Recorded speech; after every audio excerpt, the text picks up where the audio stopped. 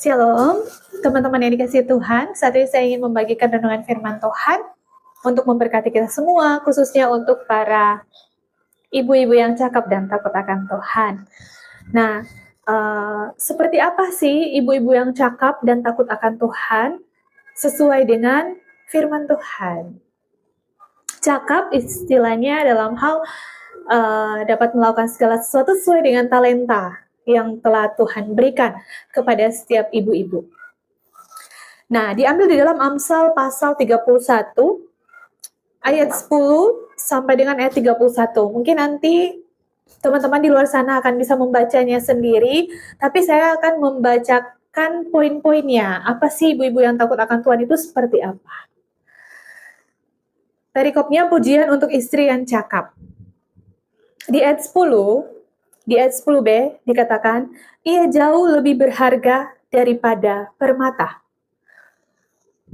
Berarti poin yang pertama, ibu-ibu yang takut akan Tuhan adalah ibu-ibu yang berharga nilainya. Bukan hanya ibu-ibu, semua kita berharga di mata Tuhan.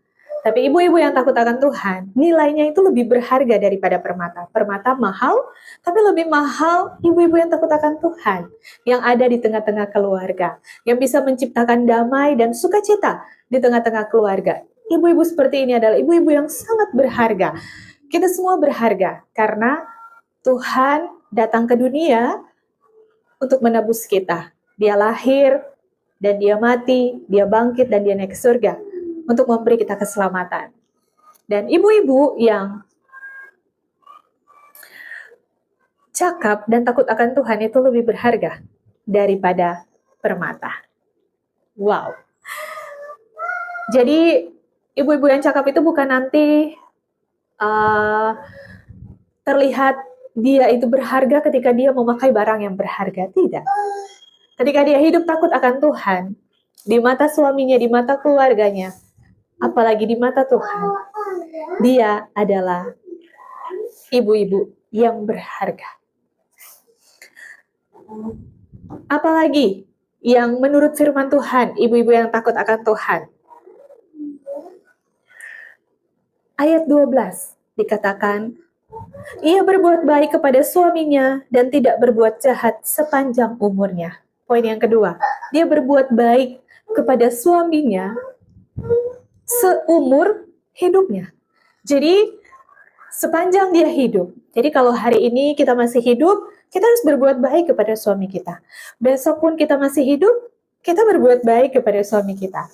Nah, di sini pun saya sebagai seorang istri menyadari bahwa mungkin saya terkadang tidak berbuat baik kepada suami saya. Mungkin perkataan saya, tutur kata saya, tatapan saya mungkin. Jadi di sini saya ditegur oleh Tuhan. Berbuat baik kepada suami yang baikkah?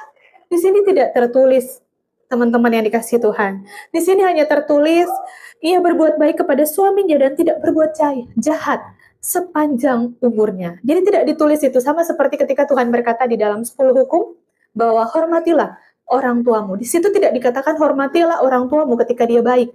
Hormatilah orang tuamu karena dia sangat mencintaimu. Tidak dikatakan seperti itu.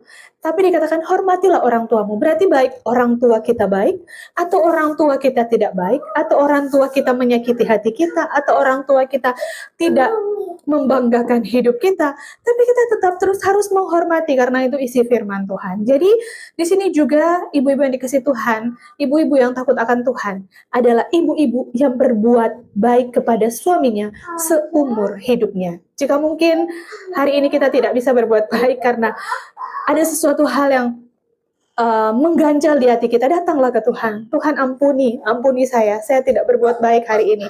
Tapi berubahlah sesuai dengan firman Tuhan yang disampaikan saat ini bahwa saya harus berbuat baik kepada suami saya seumur hidup saya.